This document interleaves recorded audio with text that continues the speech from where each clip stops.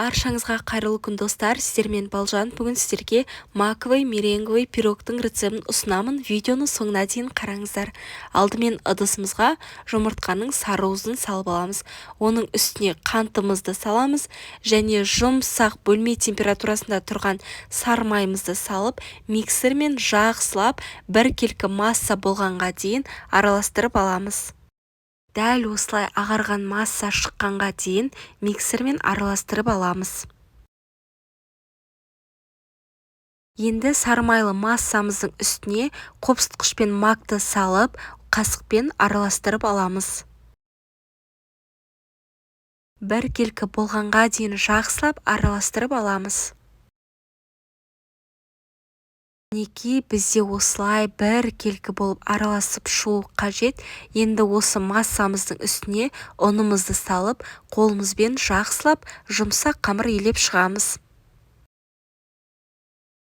Алдымен ұнымыздың жарты бөлігін салып, дәл осылай қасықпен бір келкі болғанға дейін араластырып шығамыз. Содан кейін ұнымыздың қалған бөлігін салып, қолымызбен қамыр елейміз. Достар, егер менің каналыма тіркелмеген болсаңыздар, менің каналыма тіркеліп алыңыздар.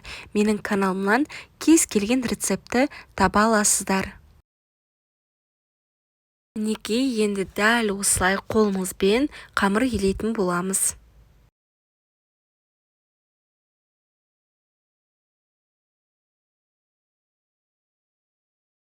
Қамырымыз біздің осындай болып шығу қажет. Енді осы қамырымызды 30 минутқа тоңазытқышқа салып қалдырамыз.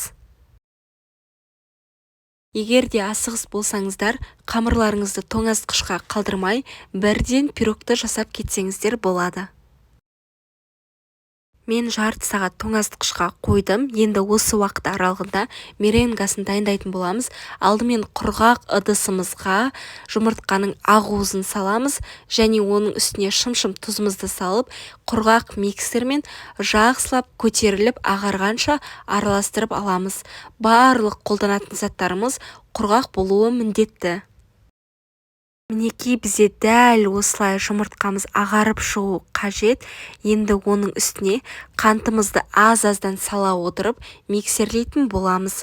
Қантты бірден салып жібермеңіздер.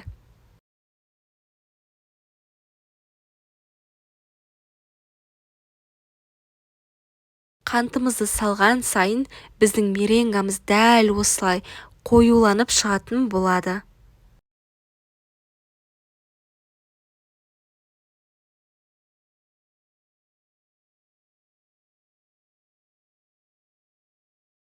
Мінекей, біздің меренгамыз дайын. Қарасаңыздар, осындай қою болып шығу қажет және ыдысымызды төңкерген кезімізде біздің меренгамыз ағып кетпейтін болады. Енді жұмыртқалы массамыздың үстіне жүгері крахмалы мен езіліп майдаланған жаңғағымызды салып, бір келкі болғанша қасықпен араластырып аламыз.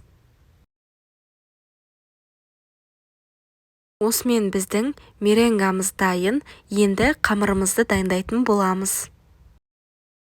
Енді пирогымызды жаятын боламыз. Пергамент қағазының үстіне қамырымызды орналастырамыз және оның үстінде пергаментпен жауып, дәл осылай оқтаумен қамырымызды 4 бұрышты етіп жайып шығамыз.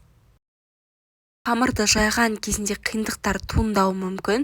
Сол себепті дәл осылай үстіне пергамент қағазын төсеп жайсаңыздар болады. Мінекей, осындай жұқа етіп жайып шығамыз.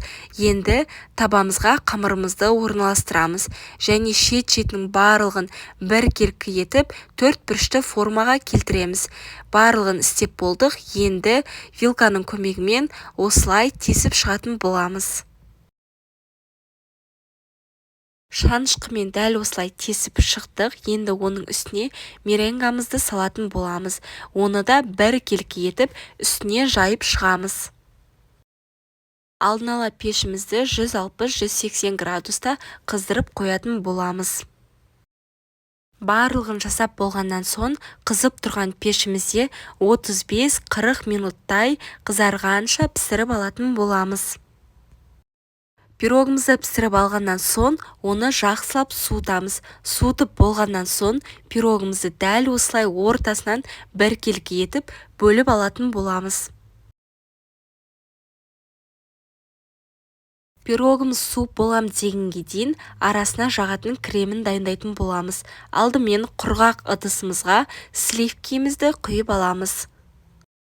Крем жасаған кезде барлық қолданған затымыз құрғақ болуы қажет. Сол кезде креміміз біздің күшті қою болып шығады. Сливкімізді жақсылап миксермен осылай қоюланғанша 10 минут шамасында араластырып аламыз.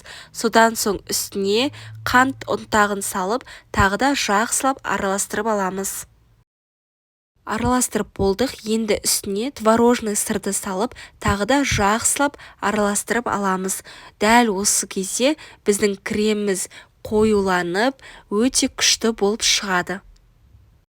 Біздің креміміз дәл осындай қою болып шығуы қажет. Егер де дәл осы рецептпен жасайтын болсаңыздар, сіздердің кремдеріңіз қоюланып, өте күшті болып шығатын болады және өз формасын ұстап тұрады. Енді креміміздің жарты бөлігін бетін сәндеуге алып қаламыз, ал қалғанын пирогымыздың ортасына жағып шығамыз. Біркелкі етіп, дәл осылай видеодағыдай жасап шығыңыздар. Кремімізді жағып болдық. Енді пирогымыздың үстіңгі қабатын орналастыратын боламыз. Дәл осылай орналастырып аламыз. Енді алып қалған креміміздің жартысын бетін сәндеуге қолданамыз. Өз қалауларыңыз бойынша сәндесеңіздер болады. Мен шет-шетінің барлығына дәл осылай кремді орналастырып шықтым. Енді бетіне әсемдік мақсатында апельсинді осылай кішкене етіп турап, жан-жағының барлығына қойып шықтым. Сіздер кез келген жеміс түрін қолдана аласыздар. Өте керемет әрі дәмді болып шығады. Сіздерге де жасап көруге кеңес беремін. Өз отбасыңызды дәмді, тәтті тағамдармен қуанта беріңіздер, ал аз болсын. Достар, егер видео ұнаса, лайк басып, комментарий қалдырып кетіңіздер және менің каналыма жазылуды ұмытпаңыздар. Сіздермен болған Балжан, ал сау болыңыздар.